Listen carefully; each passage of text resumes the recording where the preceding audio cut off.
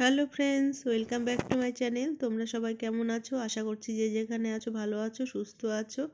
আর আমিও মোটামুটি ভালো আছি। তো আজকে দেখো, আমি অন্য কোনো ভিডিও শেয়ার করছি না তোমাদের সঙ্গে। আমি সকাল থেকেই লেগে পড়েছি রান্নাঘর পরিষ্কার করতে। তোমরা তো এর আগে দেখেইছো যে আমার রান্নাঘরে এই কিছু কাজ হচ্ছিল। তো সেই কাজটা হওয়ার পরে আমি কিভাবে গোটা রান্নাঘরটা খুব ভালো করে পরিষ্কার করেছি সেটাই তোমাদের সঙ্গে শেয়ার করলাম। তো পুরো ভিডিওটা দেখতে থাকো, আশা করছি খুব ভালো লাগবে। আর কেউ যদি নতুন দেখো তাহলে প্লিজ সাবস্ক্রাইব করে দিও। আর আমার পুরনো বন্ধুদের তো অসংখ্য ধন্যবাদ, তোমরা এইভাবেই আমার পাশে থেকো, আমার সাথে থেকো।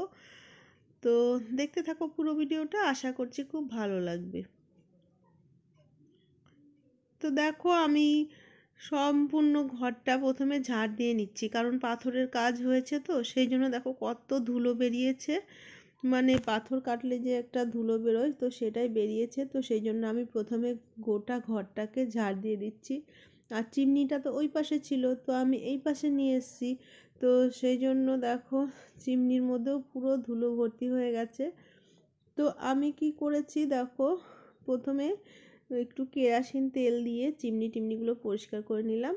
আর সেই কাপড়টা দিয়েই আমি ধুলোগুলো একটু ভালো করে হাত দিয়ে ঝেড়ে ঝুড়ে নিয়ে পরিষ্কার করে নিচ্ছি।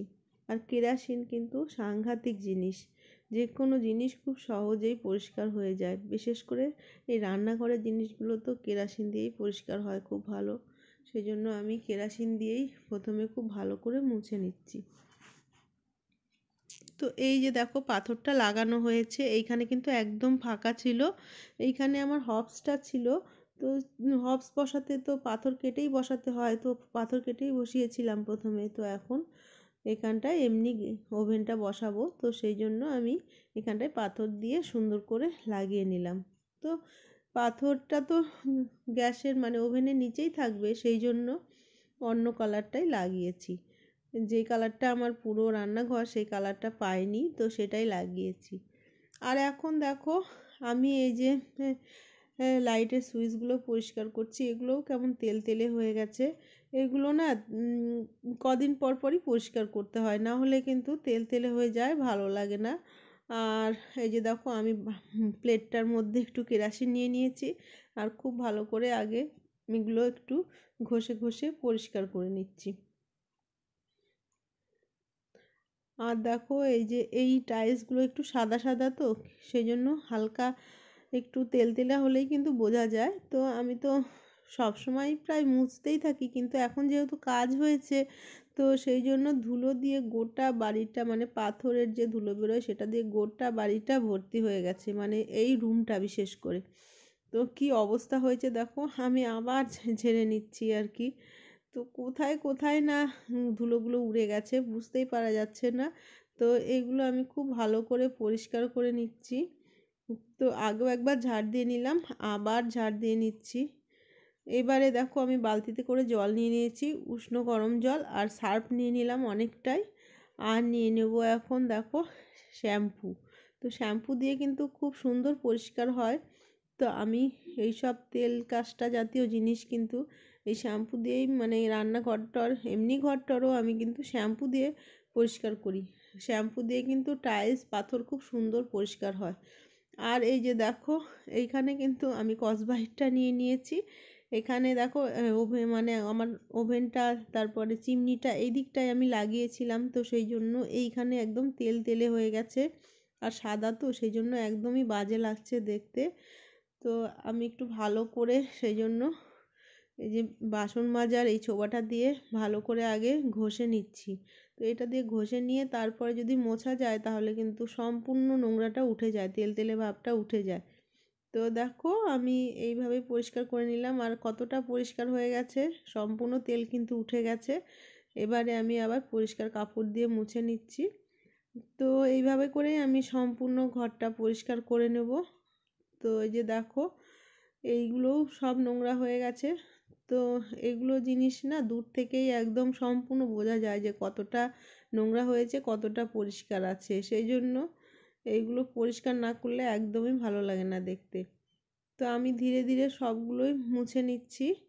যতটা পারা যায় আর কি। আর চেয়ারের উপর উঠে মুছছি, এগুলো কিন্তু নিচ থেকে মানে হাত এত দূর ওঠে না আমার, সেই জন্য আমি মানে চেয়ারের উপর উঠে উঠে এগুলো পরিষ্কার করে নিচ্ছি। আর এই যে দেখো এইখানটায় তেল তেলা হয়ে গেছিলো, আমি খুব সুন্দর করে মুছে নিলাম। তো রান্নাঘর মানেই তেল তেলা হবেই, চিমনি থাক আর না থাক। চিমনি থাকলে একটু কম হয়, আর চিমনি না থাকলে তো কথাই নেই। আর এই যে এত পরিষ্কার করি তাও দেখো নোংরা হয়েই যায়। এই তো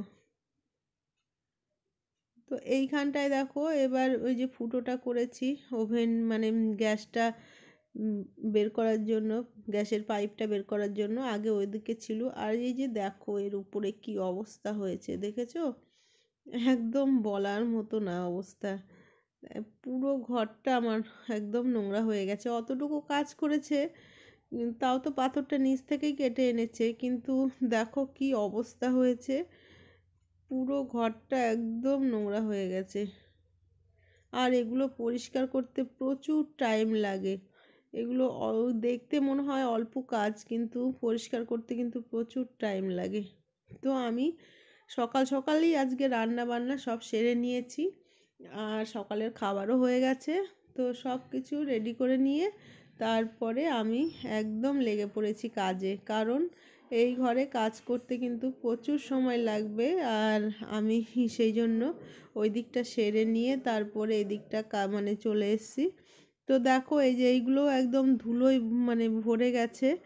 একদম সব কিছুই আমাকে একটা একটা করে পরিষ্কার করতে হচ্ছে, একটা একটা করে জিনিস আমাকে মুছে মুছে নিতে হচ্ছে, না হলে কিন্তু সম্পূর্ণটাই একদম নোংরা বোঝা যাচ্ছে আর কি দূর থেকে। আর একবারে আমি ভাবলাম রান্না যখন আজকে বাইরে মানে কোয়েলের ঘরেই করেছি, সেই জন্য আমি একদম রান্নাঘরটা ভালো করে মুছে নিই, তারপরেই সব কিছু আবার সাজিয়ে টাজিয়ে তারপরে রান্না শুরু করব। তো সেই জন্য আমার একেবারে এক কাজে দু কাজ হয়ে গেল, রান্নাঘরটাও ক্লিন হয়ে গেল, আর এই ধুলোবালিও পরিষ্কার হয়ে যাচ্ছে। তো দেখো এই যে এর ভেতরে, এর মধ্যে তো আমি রান্না করে সব জিনিস রাখার জন্যে বানিয়েছি আর কি, খাবারগুলো রাখার জন্য। বাইরে থাকলে তো অনেক সময় পোকা মাকড়, তারপরে আরশোলা মাকড়সা যা হয় আর কি, টিকটিকি সব কিছুর ভয় থাকে। তো সেই জন্য আমি এইটা বানিয়েছি গ্যাসের পাশে। তো দেখো এটা কি সুন্দর করে আমি মুছে একদম চকচকে করে নিলাম। আর কি অবস্থা হয়েছিল, পুরো ঘরটা একদম ধুলো ধুলো হয়েছিল, আর একদমই বাজে অবস্থা। আর এই যে এইখানে কিন্তু আমি কি লাগবে না লাগবে সব রুটিন বলতে পারো এখানে লিখে আমি এখানে লাগিয়ে রাখি, তাহলে কিন্তু সুবিধা হয় আমার সপ্তাহের জিনিস টিনিস আনার, তারপরে কি রান্না করব সেগুলো আর কি। তো যাই হোক দেখো মুছে নিলাম আমি পুরো ঘর মানে ভেতরটা সম্পূর্ণ ভালো করে মুছে নিলাম। আর এবারে আমি এটা একদম আটকে রেখে দেবো। এবারে আমি চলে এসেছি দেখো এই কাচের জানালাটা মুছতে। তো এইখানে ওভেন মানে ওভেনের যে কি বলবো চিমনিটা ছিল, তো সেটা এখানে থাকাতে দেখো কি অবস্থা হয়েছে। মানে জানালাটার একদম বিচ্ছিরি অবস্থা হয়েছে। আর আমি খুব ভালো করে এই দিকটা পরিষ্কার করে নিচ্ছি আর কি। তো এমনিতে সময় না চিমনি যখন ছিল তখন এইখানে হাতই যেত না, কারণ চিমনিতে আটকে ছিল। তো এখন তো চিমনিটা খুলে দিয়েছি সেই জন্য, আর এইদিকে আর চিমনিটা লাগাবোও না, সেই জন্য ভালো করে মুছে ঘষে ঘষে পরিষ্কার করে নিচ্ছি। আর এটা খুবই কষ্টকর ব্যাপার, এই যে কাচের জিনিসগুলো না সহজে উঠতে চায় না নোংরাগুলো, আর তেল তেলে জিনিস তো আরও উঠতে চায় না, সেই জন্য আমার অনেকটাই সময় লেগেছে ঘষে ঘষে পরিষ্কার করতে। তবুও আমি ধীরে ধীরে ঘষে ঘষে পরিষ্কার করে নিচ্ছি, কারণ এরপরে কিন্তু আর ইচ্ছে হবে না। আজকে যখন লেগেই পড়েছি কাজে, তখন একটু ভালো করে পরিষ্কার করেই নিই, তো সেটাই ভাবলাম। তো দেখো আমি যা যা আছে সব কিছু দিয়ে এই কাজটা আর কি পরিষ্কার করে নিচ্ছি। এবারে আমি এই যে এইখানে আমি সব চায়ের জিনিসপত্র, তারপরে চামচ টামচ প্লেট এগুলো সব রাখি। তো দেখো এইখানে কি অবস্থা হয়েছে, একদম বিচ্ছিরি অবস্থা, সম্পূর্ণ জিনিস একদম নোংরা হয়ে গেছে। সব কিছু আমার ধোয়া, আর দেখো কি অবস্থা হয়েছে, এই দেখো কি অবস্থা হয়েছে। তো এগুলো পুরোটা আমাকে আবার নতুন করে ধুতে হবে। তো কিছু করার নেই, আমি ওই দিকটা পরিষ্কার করে নিলাম মোটামুটি।